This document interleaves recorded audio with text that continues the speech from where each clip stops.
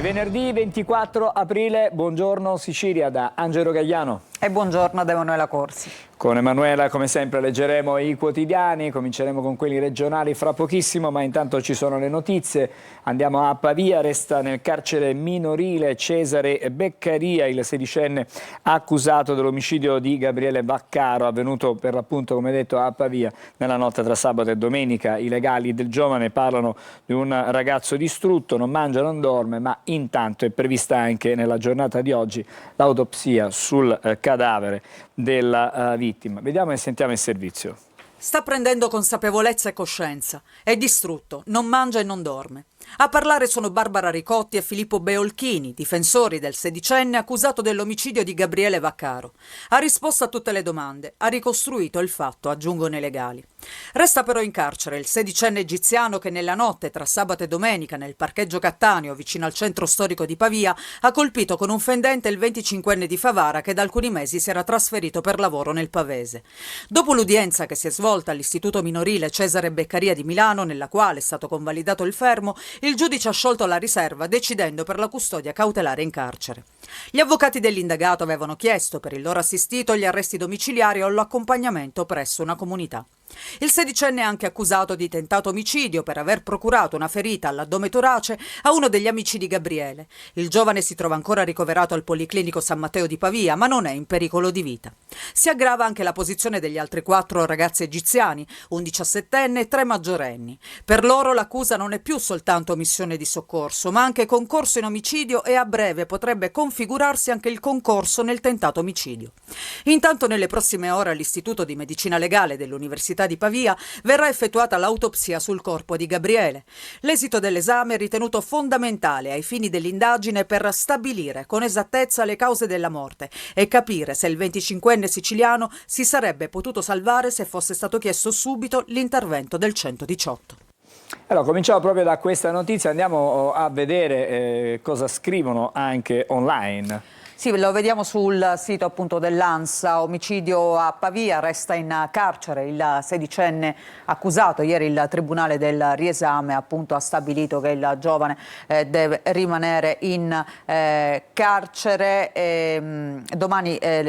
Oggi l'autopsia sul corpo di Gabriele Vaccaro, una autopsia importante come sentivamo per capire se il giovane si poteva salvare, perché ricordiamo il giovane è stato colpito da questo sedicenne con un fendente, poi però non sono stati chiamati subito i soccorsi, lui è stato portato a casa dove è stato medicato e poi insomma si sono persi dei minuti, delle ore probabilmente anche preziose quando la situazione si è aggravata ulteriormente, il ragazzo continuava a perdere molto sangue, a quel punto è stata chiamata l'ambulanza, il giovane è stato portato poi in urgenza in ospedale al pronto soccorso, però poi è morto mentre veniva operato, quindi diciamo l'autopsia si concentrerà soprattutto sui tempi quando se si poteva salvare, più che altro se fosse intervenuto tempestivamente il 118. Grazie Emanuela, adesso invece ci occupiamo di altro perché la Cassazione ha riacceso i riflettori sulla pista nera nelle stragi del 92, è stato respinto il ricorso della Procura di Caltanissetta, le indagini su via D'Amelio vanno avanti e vediamo i particolari nel prossimo servizio. La Cassazione mette un punto fermo su una delle inchieste più delicate sulle stragi del 92. La Suprema Corte dice no al ricorso della Procura di Caltanissetta e le indagini sulla strage di via D'Amelio vanno avanti. I giudici della quinta sezione penale hanno dichiarato inammissibile l'impugnazione della Procura nissena contro l'ordinanza del GIP Graziella Luparello, che lo scorso dicembre aveva detto no all'archiviazione, ordinando nuovi approfondimenti sui possibili mandanti esterni. Una decisione che di fatto conferma la linea del giudice per le indagini preliminari e accoglie la requisitoria del procuratore generale presso la Corte di Cassazione. Al centro dell'inchiesta c'è proprio la ricerca di eventuali responsabilità oltre Cosa Nostra in un procedimento aperto nel 2017 che negli anni ha riacceso più volte il dibattito su possibili scenari ancora oscuri. Tra i filoni da approfondire anche la cosiddetta pista nera, l'ipotesi di collegamenti tra ambienti dell'eversione di destra e la stagione stragista, una pista che la procura aveva ritenuto già esplorata senza risultati ma che il GIP ha invece indicato come meritevole di ulteriori verifiche. Con la decisione della Cassazione quella strada resta aperta e le indagini dovranno proseguire seguendo le indicazioni del giudice. Allora, Emanuela. Sì, vediamo sulla pagina della Gazzetta del Sud, via D'Amelio, mandanti occulti. La Cassazione sì alle indagini. È stato respinto il ricorso presentato dalla Procura di Caltanissetta contro l'ordinanza del GIP Graziella Luparello. Il giudice nisseno aveva disposto nuovi accertamenti. Dovranno essere approfondite appunto le indagini finalizzate ad individuare questi presunti mandanti esterni nella strage di via D'Amelio. Lo ha deciso la Cassazione, che ha respinto, come sentivamo, l'ordinanza con cui il GIP Graziella Luparello lo scorso 19 dicembre aveva disposto nuove indagini nell'inchiesta sui possibili mandanti occulti. Il provvedimento impugnato riguarda il procedimento aperto a carico di ignoti sulla strage di via D'Amelio, nel quale il GIP aveva rigettato la richiesta di archiviazione ordinando al pubblico ministero ulteriori approfondimenti investigativi su diversi filoni, tra cui quello relativo ai possibili collegamenti esterni a Cosa Nostra. Da valutare l'ipotesi della pista nera con presunte responsabilità di ambienti dell'eversione di destra. Sì, adesso invece torniamo a occuparci delle purtroppo stragi che avvengono continuamente anche al lavoro. A Palermo c'è stata una manifestazione in piazza, hanno gridato, hanno voluto sottolineare che non si può continuare a morire così, una protesta di sindacati e anche di associazioni per la morte recente di 2 operai avvenuta il 10 di aprile. Quando muore qualcuno dobbiamo unirci tutti. Quando muore qualcuno senza giustizia, senza tutele, ci dobbiamo unire tutti. Associazioni, sindacati e liberi cittadini ieri sera hanno partecipato alla manifestazione in via Marturano, luogo della tragedia sul lavoro, in cui il 10 aprile scorso hanno perso la vita 2 operai, Najah Jaledin e Daniluk Tiberi Mikai. Dopo quasi 2 settimane, adesso è il momento della rabbia e soprattutto si chiede che venga fatta giustizia. Palermo non può più girarsi dall'altra parte, deve cambiare adesso, perché il lavoro deve essere dignità, non una condanna a morte. Proseguono le indagini per accertare come sono morti i 2 operai. Intanto quello che è stato certificato fino adesso è un rosario di irregolarità. Vi rendete conto che noi per una città di 700.000 abitanti, quinta città d'Italia, abbiamo un ispettore del lavoro che dovrebbe controllare ogni giorno tutti i cantieri, la sicurezza dei cantieri, la regolarità delle posizioni dei lavoratori. Allora poi, come dire, pensare male si fa peccato, però spesso ci si azzecca. Una vera strage, dicevo prima, quella sul lavoro e le manifestazioni continuano. Sì, diciamo che Palermo diventa anche un po' un simbolo di queste morti sul lavoro, perché si parla ormai di veri e propri omicidi, ecco.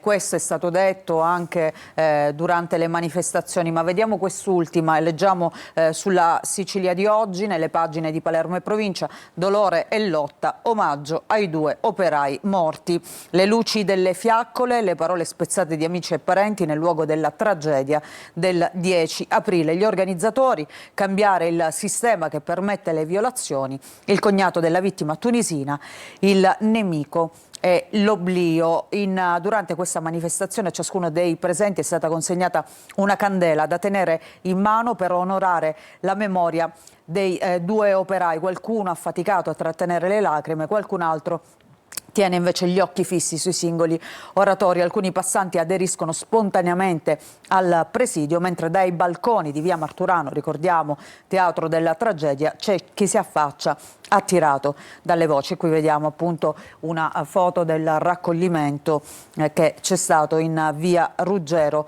Marturano. Questa tragedia non è un caso isolato, è il risultato di un sistema, dicono gli organizzatori, che troppo spesso tollera l'illegalità, lavoro nero, assenza di formazione, mancanza di dispositivi di sicurezza, controlli insufficienti. Un sistema che finisce per essere accettato perché più semplice, più veloce, apparentemente più conveniente. E di sicurezza sul lavoro continuiamo a parlare, operai senza caschi, protezione e senza anche protezione sul tetto dell'ex palestra Lupo.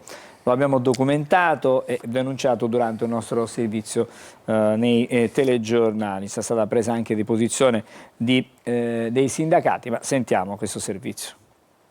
Senza caschi, senza dispositivi individuali di protezione, sul tetto dell'ormai quel che resta dell'ex palestra Lupo, ancor peggio, sotto lo sguardo delle forze dell'ordine che presidiavano il cantiere.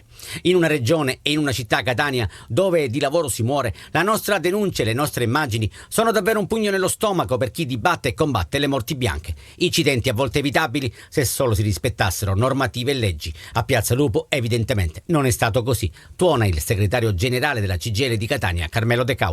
Chiediamo spiegazioni immediate al responsabile dei lavori, all'amministrazione comunale e all'ispettorato del lavoro affinché si accertino eventuali responsabilità e si intervenga subito. La sicurezza è un diritto fondamentale, non è un costo. La CGIL continuerà a vigilare e denunciare ogni irregolarità. Servono maggiori controlli ed un coordinamento per vari cantieri aperti in città per ridurre incidenti e limitare disagi, ribadisce la CISL con una nota a firma di Maurizio Attanasio, segretario generale, e di Giuseppe Famiano, segretario generale della Filca CISL Etnea. Torniamo da Emanuela e adesso andiamo a chiudere anche la rassegna stampa regionale. Sì, ripartiamo dalle prime pagine dei quotidiani regionali, partiamo dalla Sicilia, vediamo le notizie siciliane, ci concentriamo su queste. Intanto la politica regionale, rimpasto rebus su Scarpinato in Forza Italia e Minardo il traghettatore. Questo è uno dei nomi che si fa appunto per quanto riguarda Forza Italia in Sicilia. E ancora vediamo la fotonotizia nel taglio centrale, parte oggi la flottiglia bis sempre dalla Sicilia. Grazie Sicilia, queste le parole degli attivisti. Da Siracusa 64 imbarcazioni faranno nuovamente rotta su Gaza per portare aiuti. Si parla anche di aeroporti e di privatizzazione, ok, di Roma per gli aeroporti siciliani, privatizzazione più vicina, si parla di Catania e Comiso. Dal MIT arriva il via libera per la manifestazione di interesse appunto sui due scali della fascia orientale della Sicilia, un passaggio storico. E poi ancora la raffineria ISAB di Priolo adesso ritorna italiana. Accordo fatto nonostante l'interesse di un fondo statunitense. GOI e Lukoil Energy confermano la solidità delle trattative e annunciano una firma a giorni.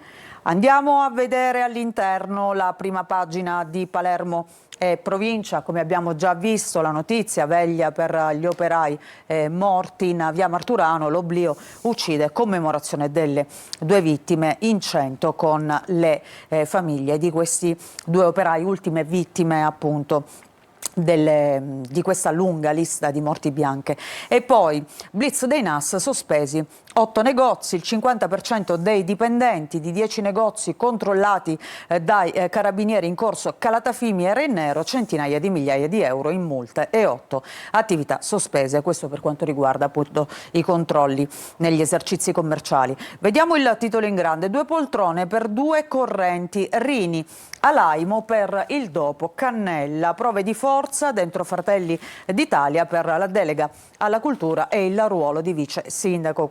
Questo per quanto riguarda la politica del capoluogo siciliano. E poi ancora incidente a Carini, per la cronaca un cinquantenne perde la vita. Un'altra tragedia sulle strade, ha perso la vita Massimo Guarneri, questo è il nome di questo insegnante originario di Altofonte, seconda vittima in 48 ore, tir si ribalta in via Messina Marine. E ancora un'operazione della Guardia di Finanza scopre una maxi truffa assicurativa, c'è anche un medico tra i coinvolti, sono 60 le persone appunto finite in questa inchiesta. Si tratterebbe di una frode da 110.000 euro in 2 anni. Vediamo anche la prima pagina di Catania. Le notizie in primo piano, intanto una proposta di legge per salvare gli studenti psicologi in tutte le scuole, dopo che una ragazza di 14 anni, ricordiamolo, abbiamo anche documentato, si è tolta la vita. Studenti e studentesse catanesi sono scesi in piazza chiedendo aiuto e ascolto affinché lo Stato si faccia carico di ascoltare il disagio giovanile e prevenirne il dolore. E poi i primi manager uccisi dalla mafia, la svolta 36 anni dopo il duplice delitto di Vecchio e Rovetta, a processo Aldo Ercolano. Vediamo questa fotonotizia: i finti volontari smascherati dalla vittima designata. Si presentavano in divisa, con la divisa della Croce Rossa, e hanno tentato un furto in casa, ma insomma un furto che è andato a male, c'è stato un arresto. Vediamo la prima pagina del Giornale di Sicilia, la politica siciliana è in primo piano, come vediamo, assessori sulla graticola. Si parla tanto da mesi di questo rimpasto appunto del governo Schifani. Schifani avvisa gli alleati, scelte entro il 30 aprile, a rischio Amata e San Martino. L'obiettivo, a quanto pare quello che rallenta questo famoso rimpasto, è il dibattito interno in Fratelli d'Italia, appunto, che sta rallentando il rimpasto. Vedremo appunto cosa accadrà nelle prossime settimane. Intanto vediamo anche le altre notizie: il tir che si è ribaltato in via Messina Marina a Palermo, giornata d'inferno. La sbandata di mattina, la strada è rimasta chiusa fino a tarda sera per la rimozione appunto del mezzo.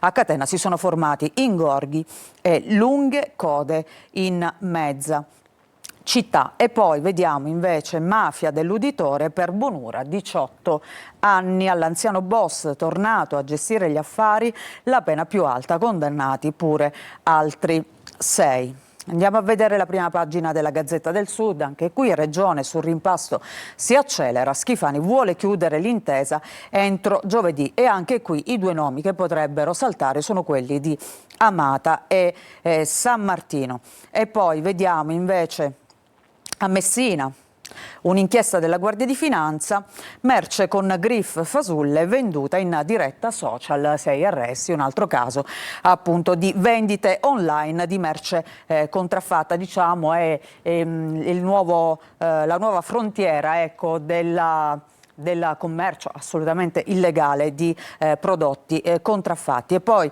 nel taglio basso, via D'Amelio, si è alle indagini sui mandanti occulti. La Cassazione ha respinto il ricorso presentato dalla Procura di Caltanissetta contro l'ordinanza del GIP che aveva disposto accertamenti. Andiamo a vedere all'interno della Gazzetta appunto la notizia in primo piano: Schifani pressa i meloniani, rimpasto entro giovedì. Il presidente chiede un'intesa entro fine mese, altrimenti per legge non si potranno creare gli uffici di gabinetto. Dubbi sugli assessori imputati, rischia pure San Martino. E poi vediamo, si parla appunto dei commissari in Sicilia di Forza Italia. Mulè: io commissario se Tajani lo ritiene utile, ne parleremo. Il vicepresidente della Camera: non faccio gare o candidature, qui serve unità. Questo sulla situazione siciliana. E poi si parla anche di un caso di cronaca di qualche settimana fa che riguarda il comune di Forza d'Agro nel Messinese. Era stato arrestato il sindaco assieme ad altre persone, una maxi inchiesta dove c'erano più di 60 persone coinvolte, perché le elezioni sarebbero state falsate creando delle finte residenze che servivano proprio poi ai fini dei voti. Le elezioni falsate a Forza d'Agro, il riesame annulla le misure, cessa quindi la sospensione dalla carica per il sindaco Miliadò e i consiglieri Di Cara e Bondi, disposta dalla prefettura di Messina l'1 aprile in applicazione della legge Severino. I 5 indagati eccellenti e gli altri sono accusati di associazione a delinquere, avrebbero alterato l'esito appunto delle elezioni comunali del 2024, dove venne appunto eletto il sindaco Miliadò. Andiamo a vedere la prima pagina di Repubblica Palermo. Regione: Schifani avvisa gli alleati, una settimana per il rimpasto. È una sorta di out-out quello di Schifani. Il governatore chiede i nomi ai partiti della coalizione e minaccia di decidere in autonomia. Lite per la guida di Forza Italia, come abbiamo visto. Minardo e Falcone in corsa, Mulè, se Tajani vuole, io sono a disposizione, quindi questi i nomi che circolano appunto negli ambienti. E poi vediamo ancora altre notizie, il caso, il popolo delle capanne da Mondello verso altri lidi. Ci sono posti per un abbonamento familiare per le capanne, tutti i gestori di lidi e stabilimenti del litorale tra Isola delle Femmine e Capaci nelle ultime settimane hanno ricevuto decine di chiamate con la stessa domanda. Nella spiaggia di circa 2,5 km a 20 minuti di auto da Palermo prende forma la certezza. Quest'anno ci saranno diverse famiglie di palermitani, abitué dei lidi attrezzati di Mondello, che cercheranno invece qui un lettino sotto un ombrellone. Sappiamo tutta la vicenda che ha riguardato appunto la spiaggia di Mondello. Adesso queste persone cercano altre collocazioni per l'estate. Grazie Emanuela. Fra poco torniamo da te per leggere però i quotidiani nazionali. Adesso invece ci colleghiamo con la Polizia Stradale, il compartimento Sicilia Orientale. Con noi c'è l'assistente capo coordinatore Salvatore Furnari. Siamo nella sala operativa proprio del compartimento di Catania. Buongiorno. Buongiorno dalla sala operativa compartimentale Sicilia Orientale. Allora, quali sono, ci avviamo verso il primo ponte di questo periodo dell'anno, 25 aprile, poi ci sarà il 1° maggio, che cosa vi aspettate intanto per il 25 di aprile?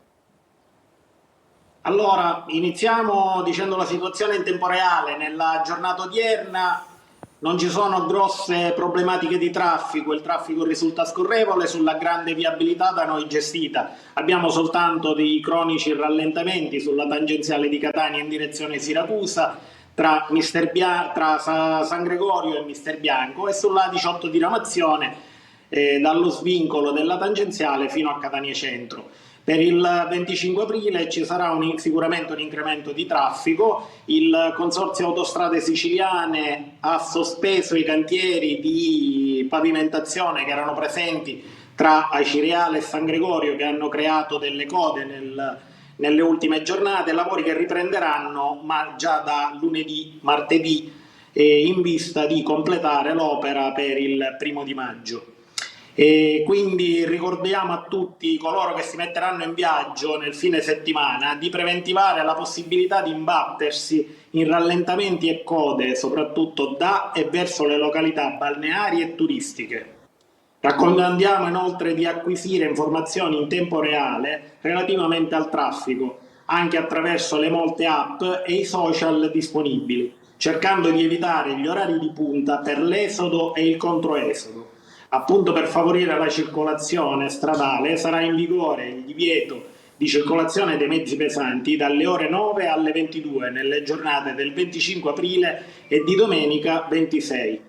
Vi ringraziamo per la vostra attenzione, vi auguriamo buon fine settimana e buon 25 aprile a tutti. Grazie soprattutto a voi per la vostra collaborazione, per la vostra disponibilità e comunque per le informazioni importanti che ci avete dato in questo collegamento. Una buona giornata e un buon lavoro. Grazie all'assistente capo coordinatore dalla sala operativa compartimentale della Polstrada Sicilia Orientale, Salvatore Furnari. Adesso vediamo con il supporto anche delle immagini qual è la situazione in tempo reale. Siamo al Tondo Gioielli, siamo a Catania, la circonvallazione. Stamattina la situazione sembra decisamente un po' più scorrevole rispetto a quello che abbiamo visto negli ultimi giorni, complice forse anche la giornata sicuramente più soleggiata rispetto a quelle uggiose che abbiamo vissuto nel corso di questa settimana. Siamo adesso su via Vincenzo Giuffrida, il traffico chiaramente anche qui è comunque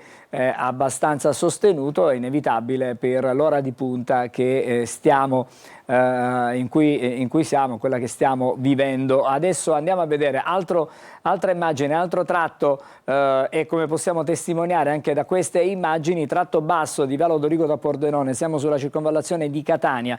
e la situazione è decisamente più serena rispetto a tante altre circostanze. Stamattina vi offriamo anche una splendida veduta del vulcano Etna, perché sì, c'è il solito fumo e chiaramente quello non manca mai, che è caratteristico dell'Etna, ma il cielo è assolutamente azzurro e come vedete anche la neve comincia anche a scomparire, a sciogliersi. L'immagine che ci restituiscono dalla regia è quella del golfo di Taormina con l'Etna sullo sfondo. Anche qui vediamo comunque l'Etna è nevato e la giornata soleggiata anche a Taormina. È il momento di fermarci, breve sosta per noi e poi leggeremo insieme ad Emanuela i quotidiani nazionali.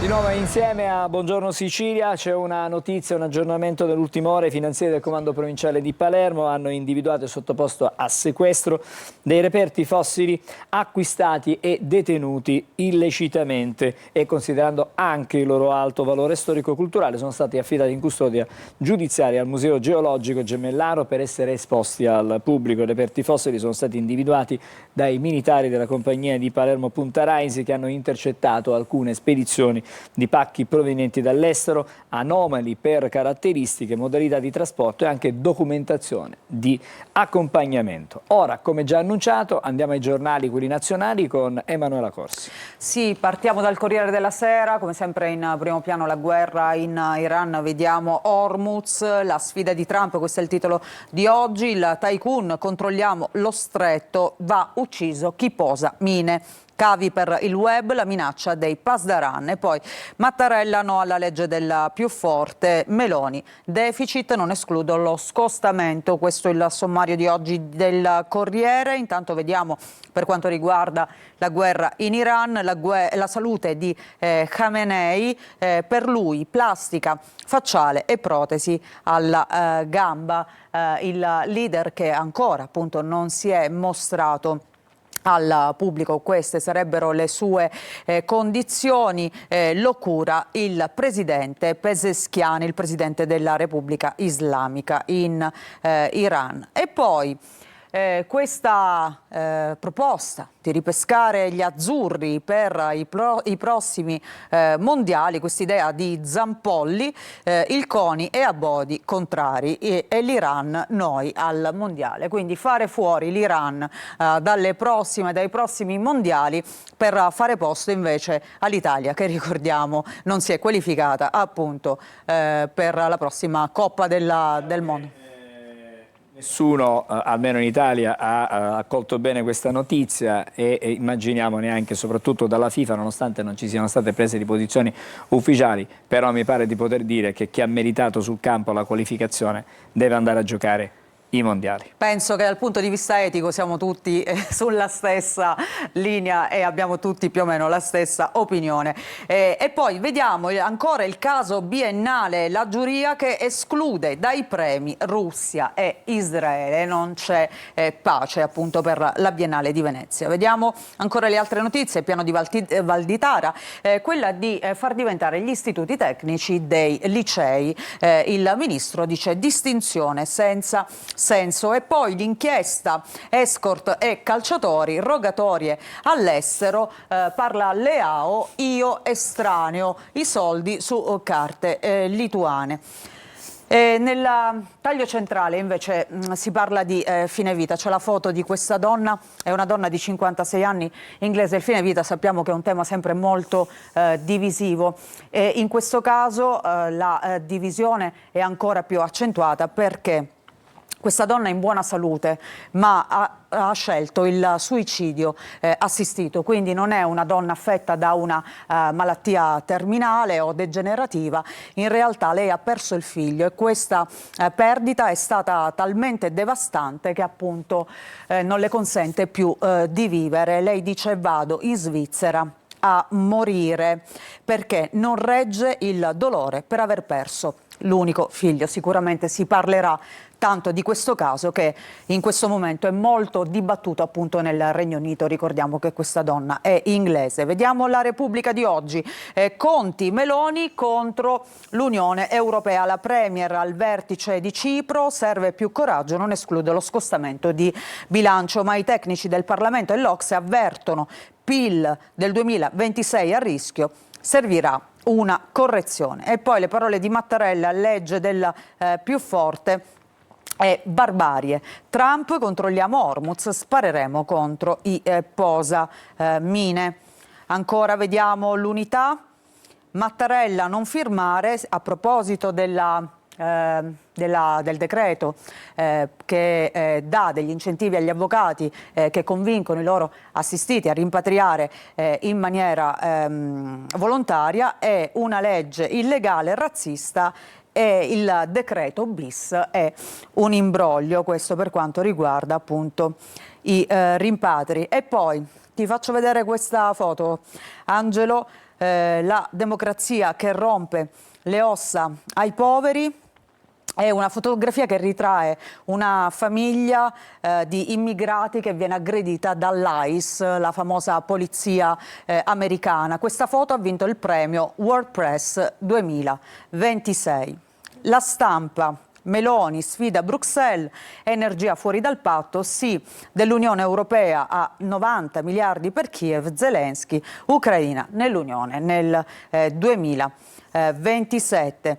E poi vediamo la libanese Amal, l'ultima reporter uccisa da Israele. Questo per quanto riguarda il Medio Oriente. E ancora invece per quanto riguarda gli Stati Uniti: Trump e i MAGA, il tempo delle faide. Ma poi cambiamo totalmente genere e vediamo questa foto di Barbara D'Urso. Il titolo è "Io vi accuso", e insomma anche il dito puntato, diciamo, si addice a questo titolo. D'Urso denuncia Mediaset per ingiurie, scontro sui diritti d'autore. L'azienda parla di falsità. Come si dice, c'eravamo tanto amati. Insomma, la D'Urso, che è stata una delle donne di punta di Mediaset, che adesso è in guerra con il gruppo editoriale. Vediamo Avvenire, cultura di pace. Leone XIV, il Papa che è ritornato dal viaggio in Africa: si rispetti il diritto internazionale, la risposta non può essere la guerra. La Santa Sede non approva la benedizione delle coppie omosessuali in Germania. E poi vediamo il CPR che offende Castelvolturno, rimpatri, oggi voto finale, poi nuovo decreto. Il Giorno, vediamo nel taglio centrale il caso, più che un caso è un giallo, perché ancora si cerca di capire come e chi abbia avvelenato queste due donne, madre e figlia, appunto morte per aver ingerito la ricina, questo potentissimo veleno. Lente adesso sul cellulare della sorella, le chat, la cronologia delle ricerche su internet e le note, quegli appunti tra i quali comparirebbero anche le cose mangiate durante le feste di Natale, che sarebbero finiti appunto nell'inchiesta. Sotto la lente di chi indaga su questo avvelenamento da ricina di Antonella e Sara finiscono gli ultimi 5 mesi della vita di Alice, la figlia maggiorenne che non aveva partecipato alla cena. Il suo telefonino adesso è stato acquisito dagli inquirenti. Magari proprio gli inquirenti vogliono cercare qualche verità o qualche elemento per capire qualcosa in più. E poi si parla anche di un altro caso, quello di Garlasco. Come sempre i file contro Sempio in un esposto, farneticanti, audio in procura, scontro tra la criminologa Bruzzone che insomma è un perito di parte di Sempio, e De Renzis che invece è l'avvocato di Alberto Stasi. Bene, grazie a Emanuela, e torneremo da te con i giornali più avanti. Intanto ci fermiamo, un'altra sosta, c'è una sosta molto breve e poi il primo ospite della mattinata.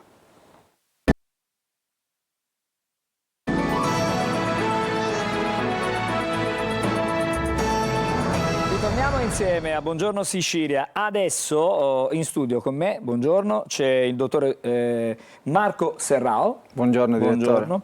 Grazie, urologo, andrologo ed è fondatore e presidente della Fondazione Totò Morgana. Ci dice intanto la mission della fondazione?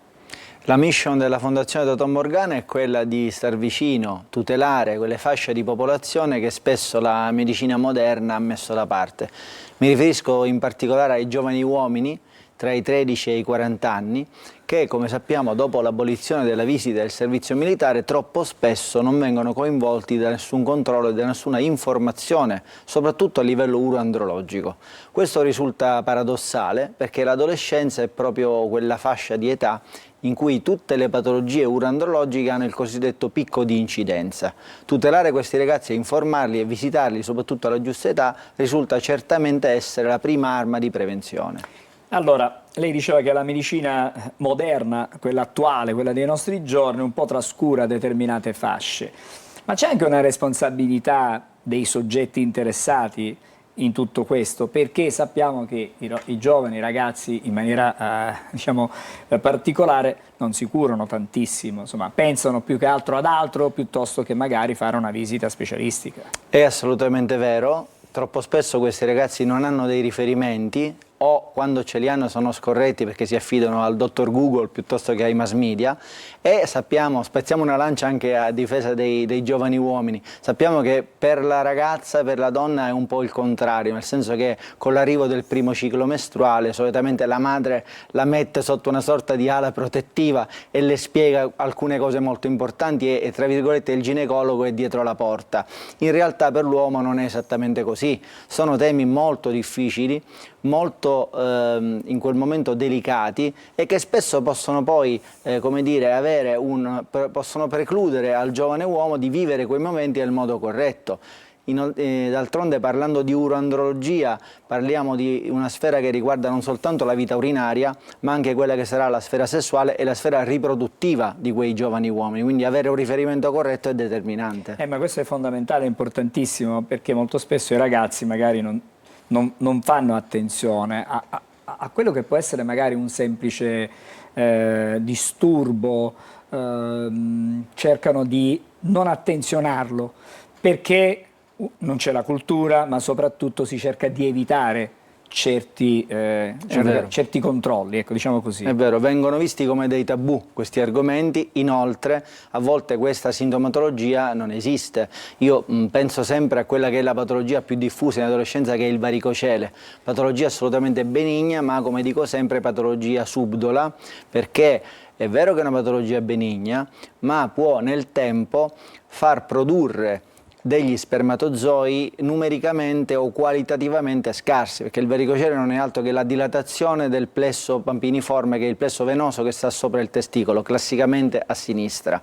Quindi la temperatura alla quale viene sottoposto il testicolo è maggiore e il lavoro del testicolo, che non è solo quello di produrre testosterone ma anche quello di produrre spermatozoi, viene meno o comunque può essere viziato. Un varicocele diagnosticato a un 17enne ha una sua valenza. Un varicocele diagnosticato a un 35enne o a un 40enne può far parte di quella grande fascia di popolazione che oggi non riesce a diventare padri, magari per una patologia del genere. E allora, insomma, possiamo, in questo caso magari i ragazzi non ci stanno ascoltando perché questa è una fascia oraria in cui magari sono a scuola, stanno studiando e quindi, però le famiglie possono in qualche modo intercedere, possono essere il pungolo per a una certa età fare magari un controllo, cercare di capire. Poi si tratta di fare un'ecografia, immaginiamo fare un controllo che non è invasivo. I ragazzi non ci ascoltano, ma i loro genitori e probabilmente molti docenti sì. Quindi ricordando che la Fondazione Totò Morgana va gratuitamente nelle scuole superiori, ricordiamo che informare questi ragazzi e sottoporli alla visita andrologica a cui lei faceva riferimento, che è tutt'altro che invasiva. Distinguiamo bene la visita urologica, che prevede l'esplorazione rettale per la prostata, dalla visita andrologica, che invece è una visita assolutamente non invasiva, in cui il giovane uomo, il ragazzo, è in piedi, l'andrologo è seduto e consiste esclusivamente nella ispezione e nella palpazione dei genitali esterni, quindi del pene e dei testicoli. Da questa semplice visita, che ha un'invasività praticamente pari allo zero, possono emergere tutta una serie di patologie molto spesso diffusissime in adolescenza che vanno diagnosticate a quell'età. Allora, torniamo un attimo a quella che invece è l'attività della Fondazione Totò Morgana. Prevenzione e solidarietà sono i capisaldi su cui ruota quella che è la vostra attività. La prevenzione, ne abbiamo parlato, è importante fare sapere ai ragazzi che è importantissimo qualsiasi sintomo, anche il più lieve, è fondamentale per magari evitare problemi in futuro. La solidarietà è per venire incontro magari a chi non può magari avvicinare una visita specialistica. Assolutamente, la solidarietà è un altro filone importantissimo alla quale la Fondazione Totò Morgana tiene moltissimo, su tutte la lotta la difesa della vita sin dal suo concepimento, quindi lotta all'aborto e aiuto a ragazze e madri per evitare l'aborto, cosa che sarà fatta a più di una quindicina di giovani donne. Aiuto e sostegno a ragazzi meno abbienti con delle borse di studio, protocolli di screening gratuiti per le fasce più disagiate, per i disoccupati, questo vale anche per gli adulti, per esempio per la prevenzione contro l'asintomatico tumore prostatico. Protocollo d'intesa con le carceri per dare assistenza ai detenuti e ultimo ma non per importanza la creazione di cortometraggi che in modo assolutamente delicato ma al tempo stesso importante cercano di avvicinare i giovani uomini al mondo della prevenzione. Dottore, prima di salutarci parliamo proprio delle malattie della prostata e soprattutto questo, diciamo, il tallone poi d'Achille un po' di tutti gli uomini, quando bisogna cominciare a fare attenzione. Una prima visita, capiamo che i giovanissimi non pensano assolutamente a questo tipo di problema, però immaginiamo che l'uomo da questo punto di vista deve avere degli step, dei momenti in cui è il momento di fare una prima visita e poi dei controlli periodici. Beh, la prostata di mestiere produce il liquido seminale, che è la parte liquida dello sperma, pertanto può infastidire l'uomo di tutte le età. Solitamente il giovanissimo è colpito da una patologia benigna ma molto fastidiosa che è la prostatite, che solitamente ha tutta quella serie di sintomi molto fastidiosi come la frequenza urinaria, il bruciore, il dolore, piuttosto che la minzione notturna. La prevenzione invece per quanto riguarda il tumore alla prostata dovrebbe cominciare sopra i 45 anni, perché purtroppo è un tumore che è completamente privo di sintomatologia se non nelle sue fasi avanzate. Troppo spesso il paziente si affida semplicemente a un'ecografia che in realtà ci dice solo quello che è il volume prostatico o a un valore laboratoristico tristemente noto che è il PSA. Il PSA purtroppo può essere un grande bugiardo perché dà una quantità di falsi positivi o falsi negativi molto importante. Quindi fare una visita urologica almeno una volta l'anno sopra i 45 anni è certamente l'arma di prevenzione più importante per tutti questi uomini. Prima di chiudere tornerei alla vostra attività nelle scuole. Avete già un calendario, immagino che voi lavorate tutto l'anno, avete un calendario che segue chiaramente anche l'anno scolastico, ci sono delle visite previste, degli appuntamenti previsti a breve per insomma, sensibilizzare i giovani a queste tematiche? Sì, assolutamente sì. Nell'arco di quasi 10 anni di attività ormai gli istituti di scuole superiori coinvolti hanno superato i 200, i ragazzi coinvolti oltre i 25.000 e le visite circa 11.500, tutto ovviamente a titolo gratuito. Nonostante questo, nonostante un calendario molto fitto, io in qualità di presidente e l'intera Fondazione Totò Morgana invita qualunque docente o dirigente scolastico all'ascolto a rivolgersi a noi perché saremo felicissimi in tutto il territorio siciliano e nazionale di recarci presso i loro istituti per fare prevenzione gratuita per i loro ragazzi. Allora, questa è un'occasione da non perdere assolutamente, è utilissima, fondamentale per la salute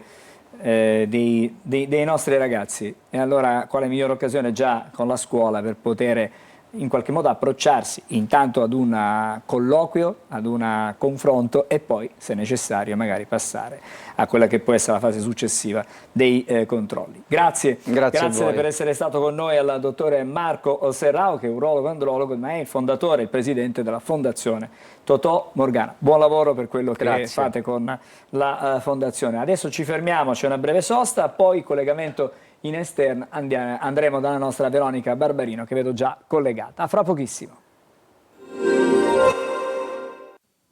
Ben ritrovati, un aggiornamento con le previsioni di Trevi Meteo per la giornata di venerdì 24, quando l'anticiclone dominerà la scena meteo su tutta Italia. Lo farà anche in questo weekend, il 25 aprile, con sole dappertutto. Sulla Sicilia una giornata di cielo sereno al più poco nuvoloso, condizioni di bel tempo, anche il vento in attenuazione, al più qualche raffica ancora moderata sul Mar di Sicilia, sullo stretto, ma via via i mari tenderanno a divenire quasi calmi o poco mossi.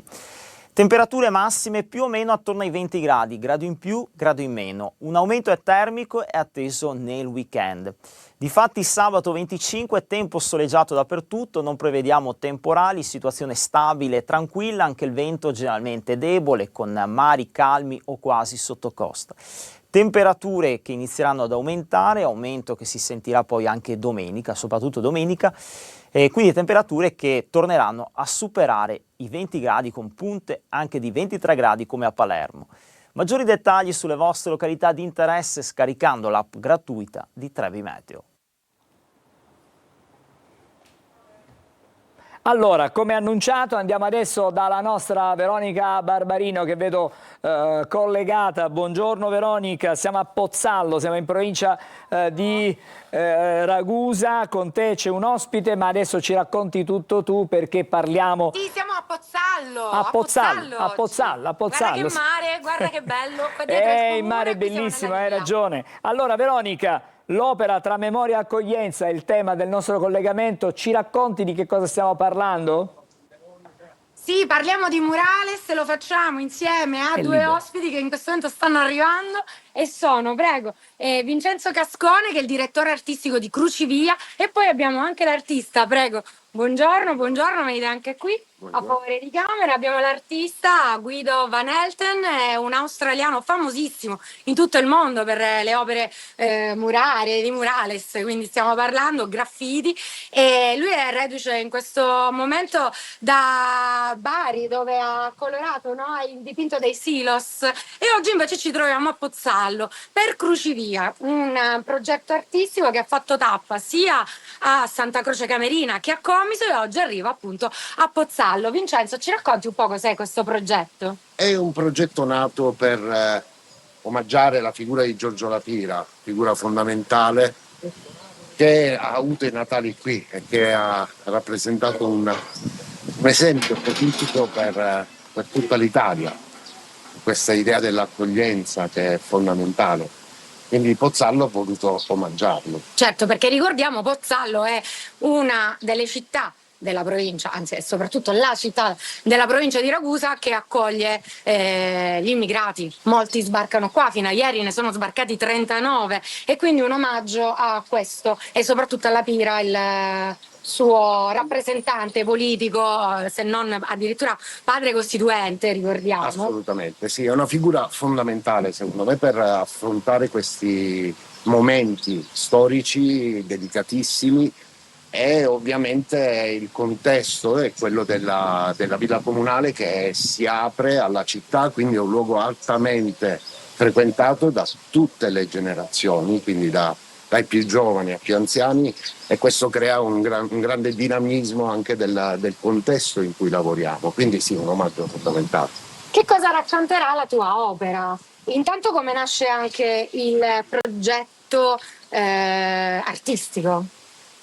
Ok, allora prima di tutto vorrei ringraziare il nostro committente Gianluca Manenti, perché lui ci ha dato una grande mano, anche aiuta a conoscere la gente della città, ma adesso l'opera è ancora un po' presto, perché abbiamo iniziato una settimana fa, ma prima di tutto io eseguo un processo fotografico con la mia macchina fotografica per studiare il concetto, il tema, e in questo momento ovviamente c'è la storia di Lapire, ma più importante di Lapire è le sue idee di pace, accoglienza, eccetera, eccetera. Quindi queste immagini qui, o questa opera, concentra su questo concetto, ma anche dalla foto che avevo scattato qui.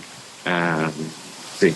So che avete ascoltato anche le persone. In regia dovrebbero avere le immagini di quello che comunque per adesso è stato realizzato, che eventualmente possiamo mandare in onda, mentre appunto Guido ci racconta. Voi avete parlato con le persone qua del luogo? Sì. Abbiamo incontrato tante persone interessanti e anche utili per la città e per la città contemporanea, perché questo concetto della Lapire esiste realmente in questi giorni. Quindi io volevo raccontare la storia in una maniera vera che esiste ancora, e questo parco qui si riuniscono ogni sera tutti i giovani, gli anziani, tante persone della città, quindi io mi concentro su questo posto, lo spazio pubblico, e le foto è una piccola idea, viene da questo sentimento. Ricordiamo che questo murales, a differenza dei molti, perché noi siamo abituati a vederli tutti in verticale, invece questo sarà tutto fatto, si svilupperà in orizzontale. Ma questa scelta? Non cambia niente, è solo una questione di composizione, e io studio sempre la composizione, i punti di equilibrio al centro e come posso raffigurare un muro con una prospettiva profonda, e non cambia tanto se ci sia un muro verticale oppure orizzontale. In questo momento ci aiuta perché la scena completa, in cui non avevo già finito, sarà ampio, sarà grande, avrà un sentimento che ci porta questa idea del terrazzo sul mare, in cui abbiamo già una bella vista. Ecco, è bellissimo, sì, è vero. Angelo. Prima di salutarci, non possiamo vedere chiaramente cosa stanno facendo, perché immaginiamo che non può essere svelato questo lavoro che stanno realizzando. Quando potremmo vederlo ultimato? Quanti giorni ancora di lavoro ci sono? Ci può raccontare magari insomma, che cosa si aspetta al lavoro finito? Insomma, intanto il tempo e cosa si aspetta al lavoro finito. Dateci queste indicazioni, e poi diciamo, il tempo per noi si chiude qui, dobbiamo passare a un altro argomento. Pensiamo di lavorare ancora per una decina di giorni, e quindi invitiamo le persone che vogliono vedere Guido, perché è uno spettacolo vedere lavorare un artista all'aperto. Li invitiamo perché la villa è aperta a venire a trovarci, a parlare. Intanto vedere il work in progress. In progress, cosa che succede spesso, perché vengono, ci chiedono, noi parliamo del concittadino Lapira, parliamo del presente, parliamo delle prospettive di Pozzallo, e quindi è anche interessante poi dialogare con Guido quando è libero, diciamo, certo, dal suo lavoro. Quindi sì, una decina di giorni, entro il 1° maggio dovremmo aver finito. Quindi nei primi di maggio vedremo, verrà svelata questa opera ennesima, perché devi sapere che Guido non è la prima volta che dipinge i muri della provincia di Ragusa, è già venuto per una manifestazione che si chiama Festival, che ha dipinto un po' tutte le aree, sì, della provincia, soprattutto Ragusa. Bene. Ma ne abbiamo anche parlato nei TG. Come no, certo, ci ricordiamo benissimo. Grazie allora. Buon lavoro a te, Veronica, buon lavoro chiaramente anche ai tuoi ospiti, in bocca al lupo. Ci fermiamo ancora, un'altra breve sosta e poi altro argomento, altro tema. Restate insieme a noi.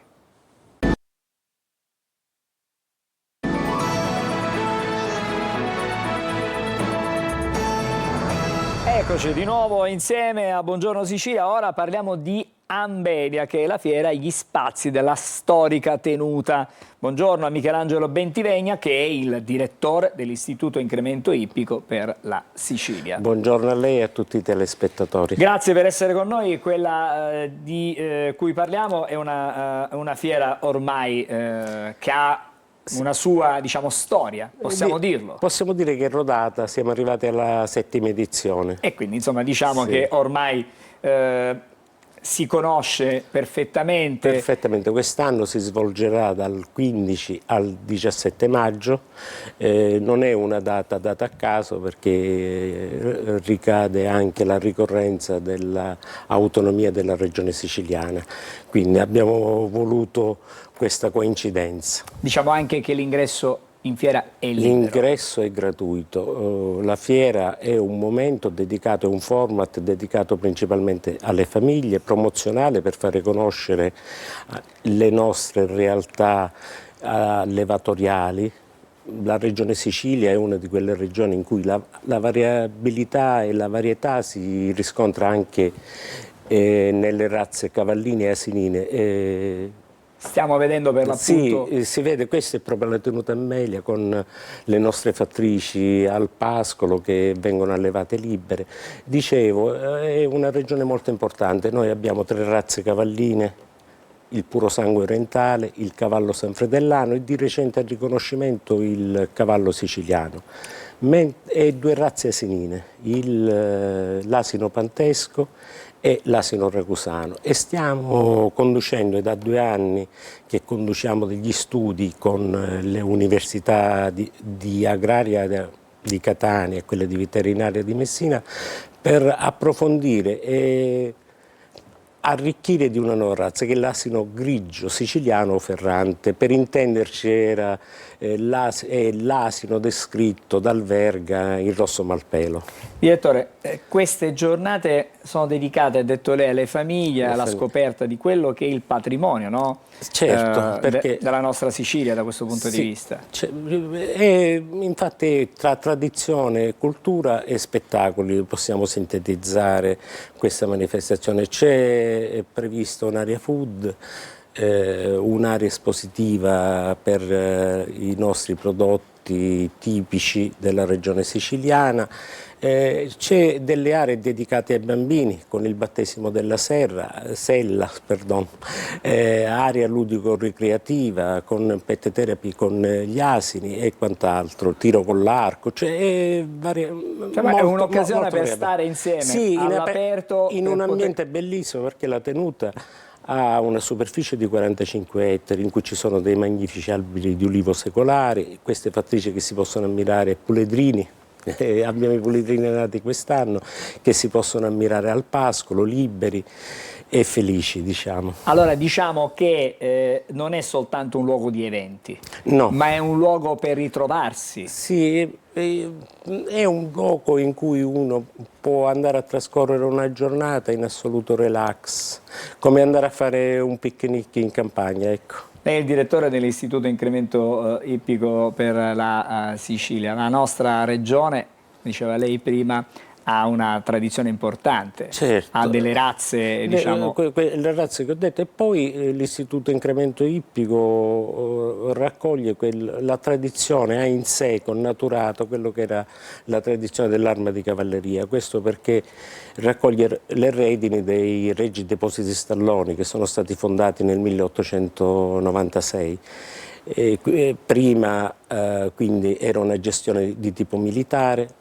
Amo dire che questo ente, quando è nato, era una Fiat ante litteram, perché si produceva, i militari producevano tutta la forza motrice, perché allora l'unico mezzo di trasporto era il cavallo, l'asino e non dimentichiamo il mulo e il bardotto, che svolgevano questa funzione, cioè anche tutta la storia umana, diciamo, senza il cavallo e l'asino forse noi non saremmo qua, non avremmo avuto questo progresso. Spesso la tenuta ospiterà anche eventi importanti da un punto di vista, diciamo, non solo nazionale ma anche internazionale. Sì, è stata svolta per diversi anni la Coppa degli Assi, ovviamente tutta la struttura sportiva spesso viene data ad associazioni che organizzano concorsi di salto ostacoli o altri eventi come Gincana Western.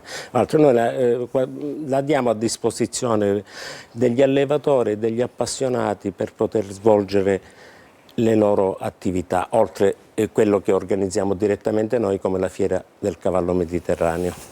È una fiera che è facile anche da raggiungere. Sì. Possiamo dare qualche indicazione? Sì, così magari... da Catania sono 45 minuti, è sul territorio di Militello Val di Catania, ma è prossima al comune di Scordia.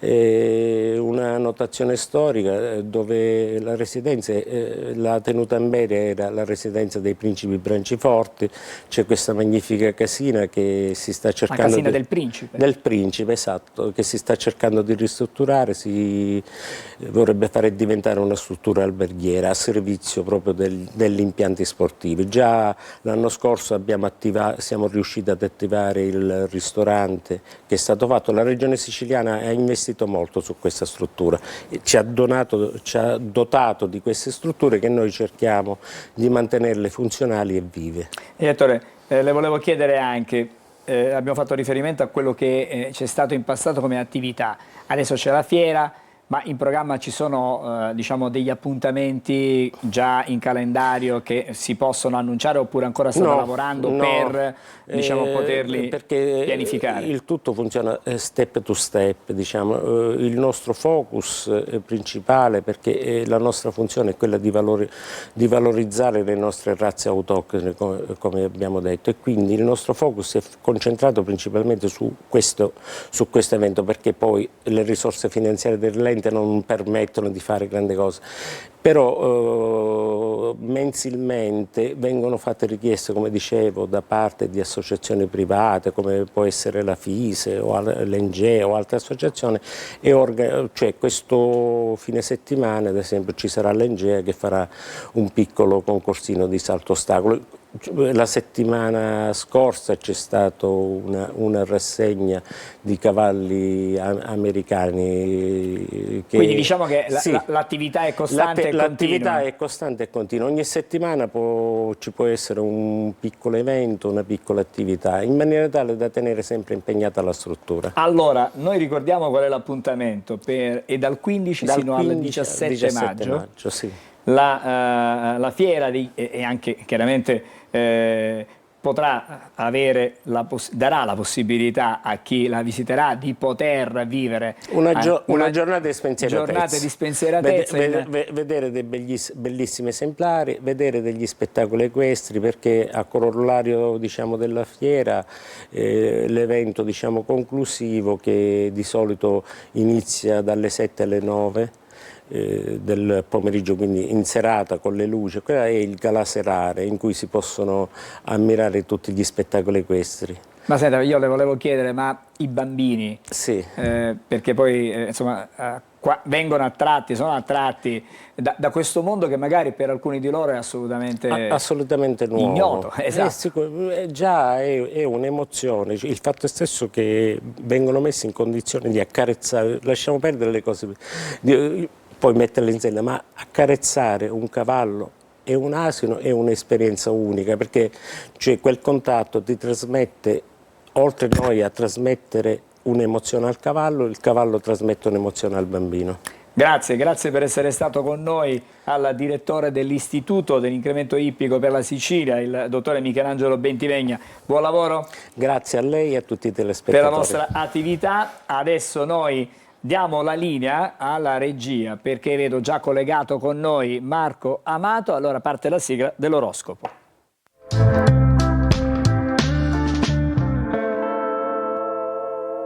Buongiorno e ben trovato Marco.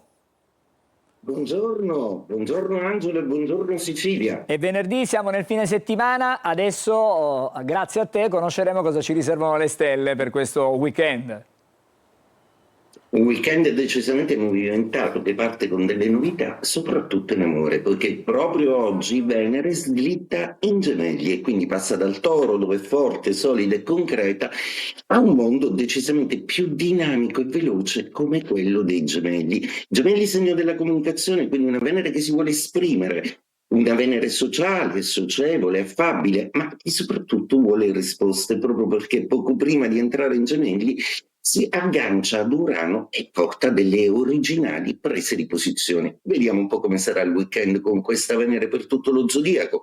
Ariete, per voi è decisamente un weekend molto comunicativo, molto sociale e socievole, proprio perché Venere è nei Gemelli, quindi nella vostra terza casa, per cui emana l'esigenza di voler comunicare i vostri sentimenti, di partecipare agli amici e soprattutto di fare vedere che camminate mano nella mano con la persona che amate, senza troppi pensieri e senza troppe pesantezze. Toro, perdete il pianeta per voi più importante, Venere, una Venere che ha fatto tanto e che ha cambiato molto e che vi ha insegnato soprattutto in quest'ultimo periodo che i cambiamenti non sono qualcosa da temere, ma qualcosa invece da abbracciare e che porta sia in amore che al lavoro delle grandi novità che da tempo attendavate. Questo weekend è un weekend di risposte concrete, un weekend di inviti, è un weekend che riguarda il quantizzare quanto avete operato. Gemelli, protagonisti di questo weekend in senso assoluto, con la bella Venere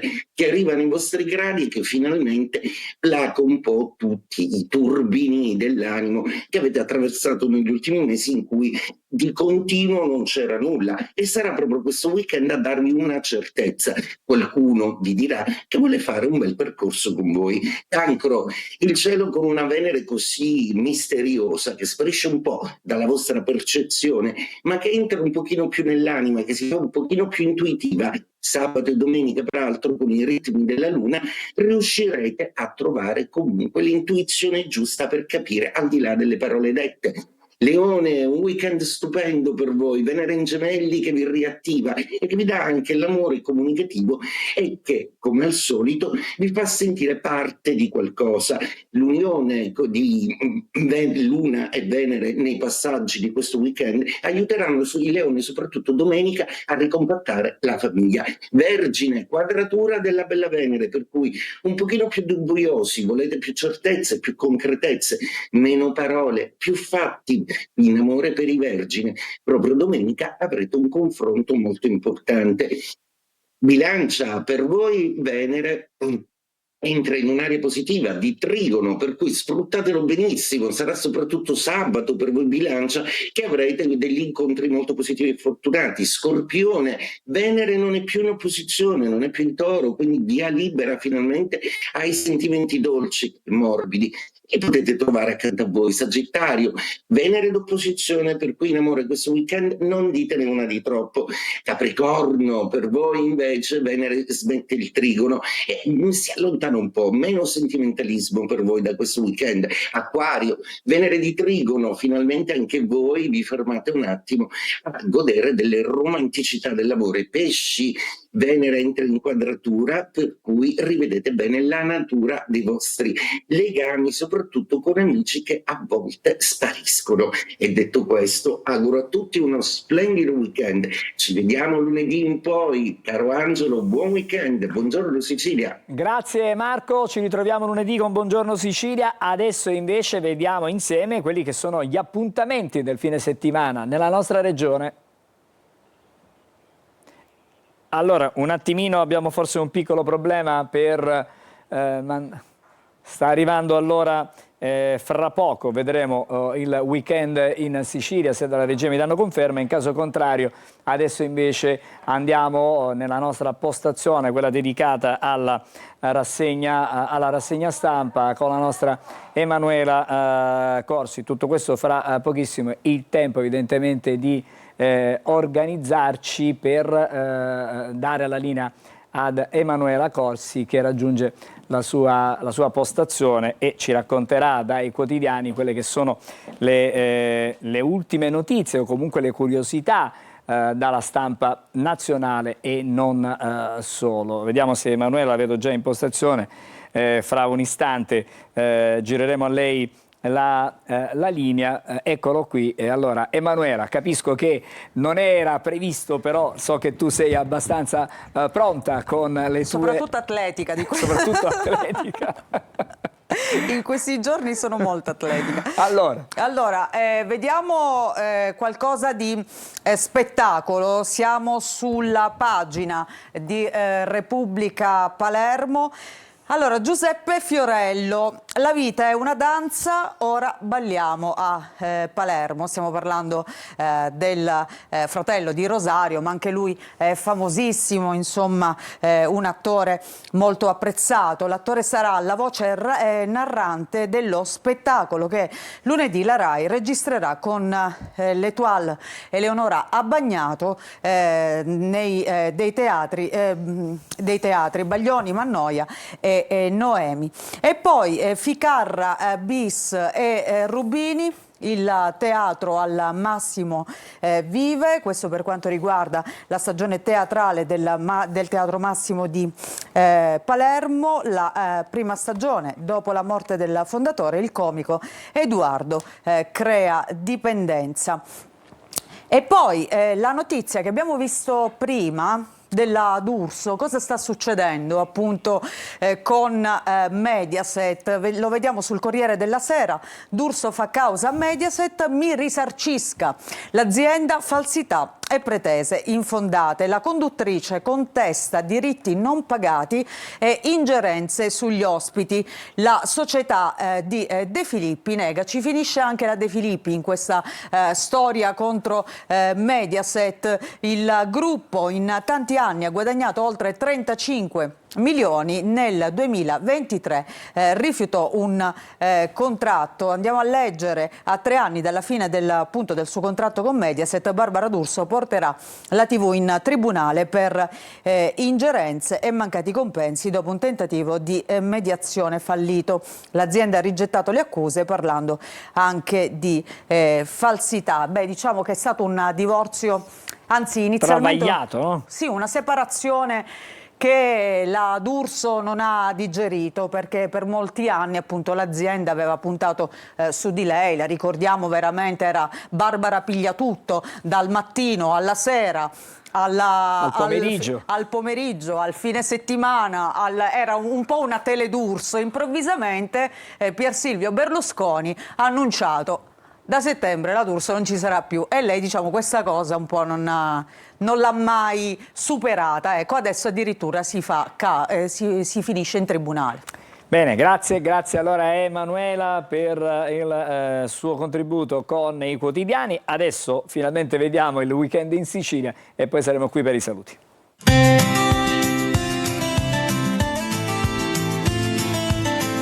Weekend in Sicilia, tutto il meglio degli eventi da non perdere.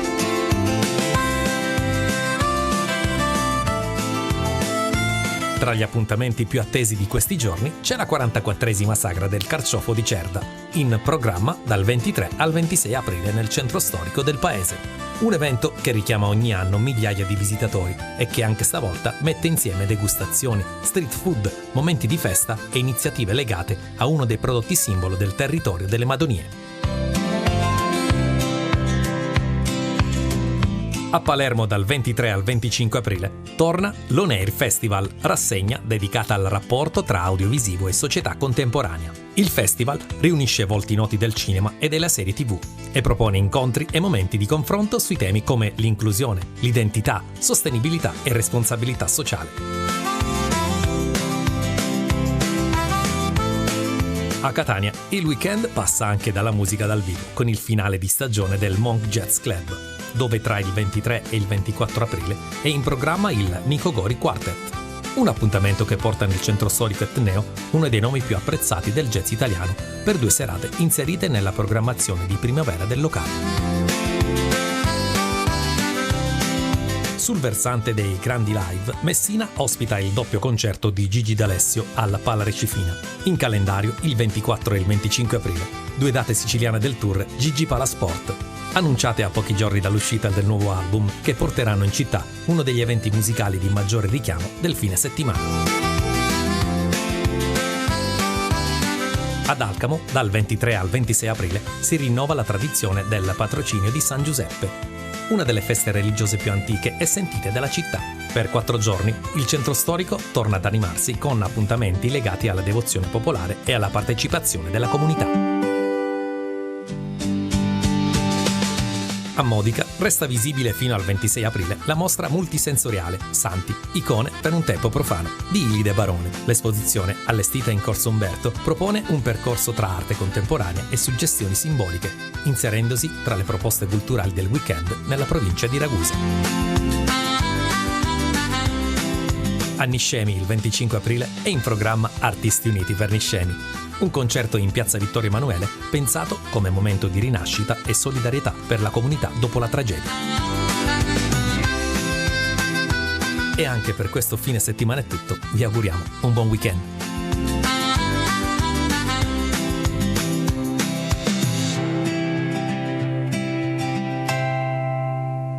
Allora, visti anche gli appuntamenti del fine settimana in Sicilia, torna a salutare Emanuela Corsi. Ciao Angelo, buon weekend, buon fine settimana. Sì, grazie. Allora ci ritroviamo con, chiaramente Buongiorno Sicilia, da lunedì. Ringrazio in regia Roberto Stramondo, Fino alla Legge e Massimo Ceraulo.